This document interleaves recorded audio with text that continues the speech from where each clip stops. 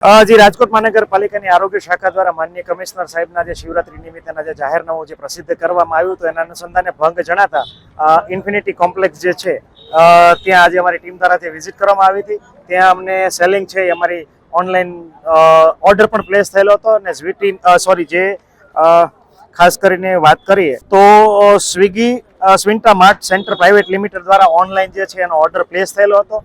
Chicken અને મીટની આઇટમનો જે chicken અને મીટની આઇટમનો ઓર્ડર પ્લેસ થયેલો હતો.